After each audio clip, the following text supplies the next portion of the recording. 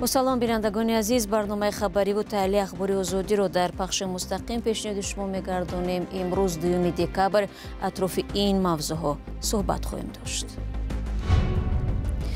فیضی اولی ادوکات توجیک رو از تالار دادگاه راست به زندان بردند. او را به دروغگویی نسبت به کارمندان دادستانی گناهکار نمودند. سروازیر گرجستان طلب اعتراضگران و پرزیدنت کشور سالومه زاروبیشویلی را نادیده گرفته از او طلب نمود که کرسی را خالی کند. او باید 29 دکبر قرارگاه ریاست جمهوری را خالی نموده آن را به پرزیدنت قانونا انتخاب شده کشور سپارد. و باز یک سبب دیگری ناکامی روسیه مهاجران بودند. این دفعه وکیلان دومای دولتی به سر آنها بی‌قرب شدن پول روسی را بار نمودند. دادگاه نویه سینای شهر دوشنبه فیضی اولی وکیل مدافع تاجیک را به 2.5 سال زندان محکوم کرد. دادگاه ادوکات 74 ساله را به دروغگویی نسبت به کارمندان دادستانی گناهکار نمود. خود فیضی اولی 4 روز قبل از اعلان حکم دعوای دادستانی را بی‌اساس خوانده بود. مولا رجب یوسفی با جزئیات بیشتر از شهر دوشنبه. حکم دادگاه ناحیه سینا نسبت فیضی اولی روز 29 نوامبر صادر شده است. دادگاه این وکیل دفاع را به 2.5 سال نظامش سخت محکوم کرده است. امروز 2 دکبر در دادگاه ناحیه سینا به خبرنگار رادیوی آزادی گفتند فیضی اولی بعد اعلان حکم از تالار دادگاه به حبس گرفته شد. با گفته همصحبت ما در دادگاه، دادستان برای فیضی اولی 6 سال زندان طلب کرده بود. ماده 343 بند 3 کدکس جنایی برای رسانیدن خبر بر دروغ درباره مفتش یا دادستان از 5 تا 7 سال جزا پیش بینی کرده است. اما در دادگاه ناحیه سینا گفتند دادرس پیرانساله فیضی اولی را به انابت گرفته با او جزای کمتر از حد پیش بینی شده تعیین کرد. فیضی اولی و هم نمایندگان دادستانی کل می توانند از بالای این قرار به زینه بالای دادگاه شکایت کاساسیونی برند. معلوم است که آنها این کار را میکنند یا نه. نمایندگان دادستانی کل مسئله را تا حال شرح ندادند. فیضی اولی 4 روز قبل از اعلان حکم در صحبت با رادیوی آزادی دعوا را رد کرده بود. وکالت دهنده به من وکالت داده است که حقوقهای مرا حمایت که من با این مکتوب به پروکور گنرالی مراجعه کردم. نه به وسایل اخبار، نه به اینترنت، نه به دیگه چیز.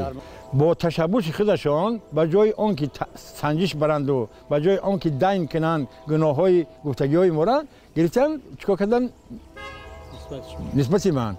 فیضی اولی در گذشته در چند قضیه پرسر و صدای دادگاهی از جمله مرگ حمزه اکرامزاده در زندان رقم 1 دوشنبه به حیث وکیل مدافع برآمد کرده است.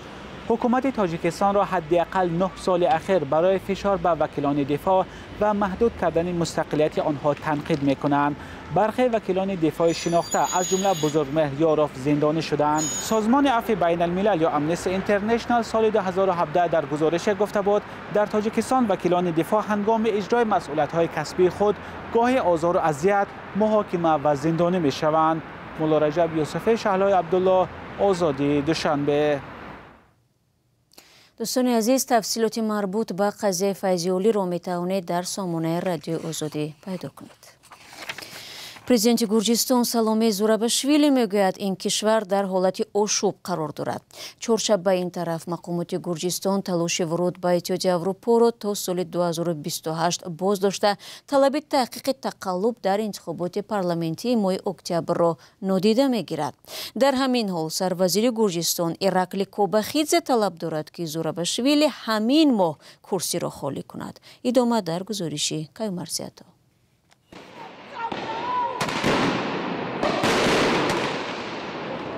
مقامات گرجستان شب گذشته بار دیگر با استفاده از زور اعتراض مردمی را پراکنده کردند. از زمان اعلان سروازیر گرجستان ایراکلی کوباخیدزه درباره توقف مذاکرات عضویت گرجستان در اتحاد اروپا تا سال 2028 4 شبانه روز این جانب در مرکز تبلیسی اعتراض مردمی جریان دارد.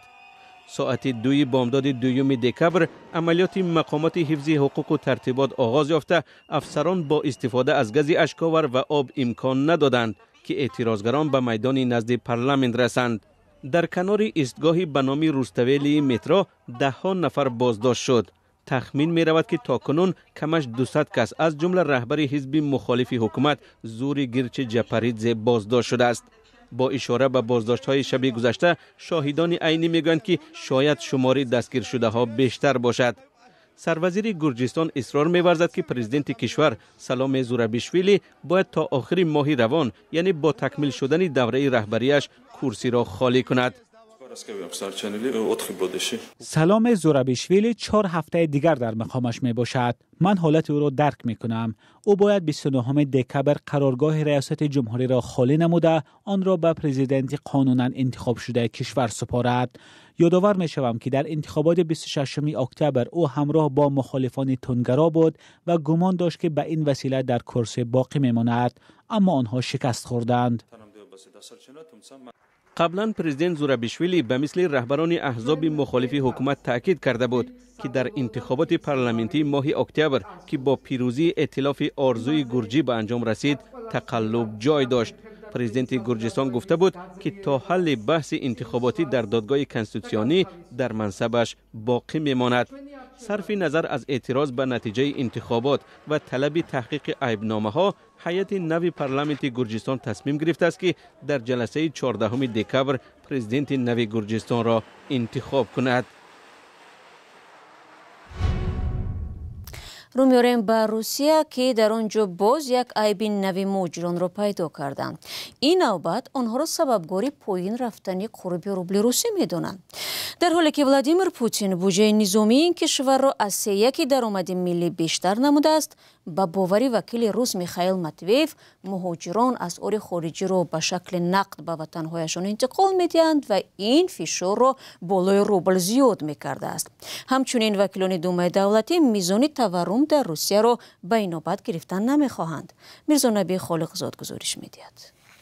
وکیلان دومای دولتی در پایین رفتن قرب روبل روسی مهاجران را گناهکار می‌دانند. در این باره خبرگزاری روسیه لنترو از نقل وکیل دومای دولتی کمونیست میخائیل ماتویف می‌نویسد: مهاجران در روسیه درآمد خود را از اقتصاد کشور گرفته به وطنشان می‌فرستند و به این وسیله طلبات را به اسعار خارجی به طور صنعی به وجود می‌آورند.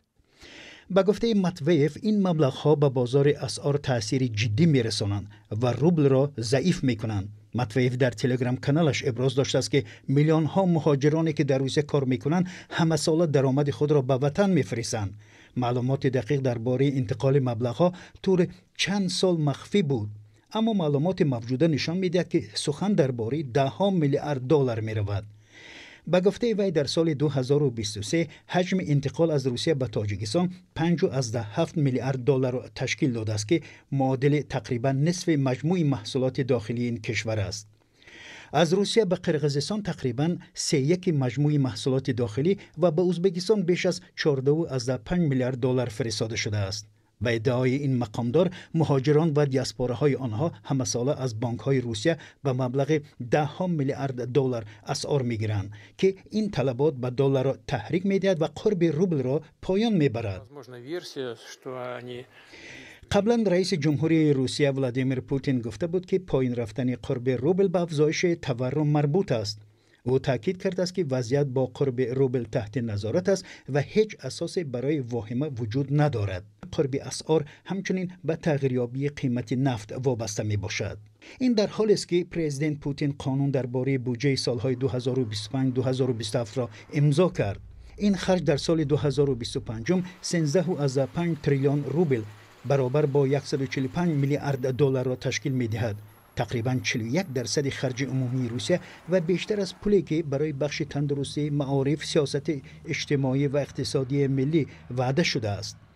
به این دلیل از سال 2025 مالیات از درآمد، صاحبکاری خرد و میانه، استحصال گاز و نفت و انگشت در روسیه افزوده، انداز اکسیزی برای مشروبات، سیگار و نوشابه ها نیز بالا رفته است. طبق اطلاع انجمن صادرکنندگان و وارد کنندگان روسیه در سال آینده نرخ تمام محصولات تقریباً 20% و خدمت خواجگی منزلی و کمونالی 10% بیشتر می شود. با نگاشته زبل اختصاص 13.5 تریلیون روبل برای مدافع و امنیت در بودجه سال 2025 در تاریخ روسیه پساشوروی ریکوردی است. این رقم در بودجه سال 2024 10.4 تریلیون بود. بر علاوه وکیلان دومه دولتی هنگام ایبدار نمودن مهاجران با پایین بردن قرب روبل روسی درباره میزان تورم این کشور که به 8.5% برابر شده است حرف نمیزنند.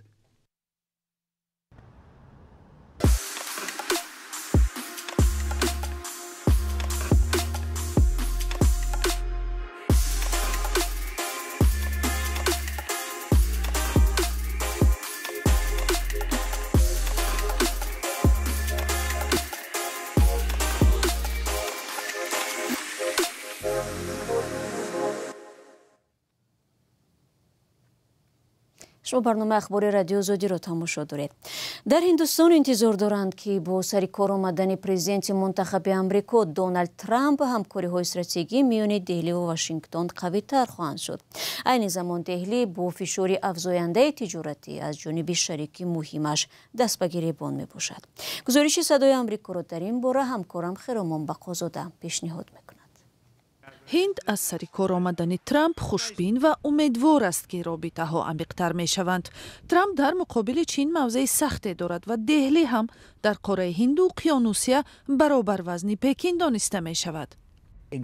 اصلا در دوره اولی رهبری ترامپ بررسی موضوع چین به سطح دیگر برآمد و به نظر من هند امید دارد که ترامپ سر این مسئله حساب کرده امکانی پیدا کردن راه‌های نوی همکاری میان هند و آمریکا را فراهم خواهد کرد. ترامپ مارکو روبیو کاتب دولتی کردنی است و او با موقع سختش در قبال چین معروف است. دهلی اشاره کرده است که به فرق از دیگر دولت‌ها از آمدن ترامپ عصبانی نیست. یادآور می‌شویم که در اصل محفل کواد در دوره رئیس جمهوری ترامپ احیا شد. کواد محفل کشورهای ایالات متحده آمریکا، ژاپن، استرالیا و هند در دوره ترامپ رابطه‌های امنیتی و تجارتی را تقویت داد و دهلی همکاری‌ها را باز هم توسعه داده است. در بخش دفاع و امنیت یک جهش در تحقیقات و رشد مشاهده شد. هند منتظر است ترامپ نسبت روسیه نرمتر خواهد بود و با جنگ اوکراین خاتمه داده روابط هند با واشنگتن و مسکو هم سبکتر می شود. دهلی حالا با وجود تحریم‌ها با مسکو تجارت را ادامه می دهد. همکاری های هند با روسیه آسانتر خواهند شد و از فشار وابستگی افزاینده از چین هم کمی سبک می شود. از سوی دیگر سیاست تجارتی ترامپ و طلب کم کردن انداز از محصولات آمریکایی باعث فشار بیشتر به دهلی می شود.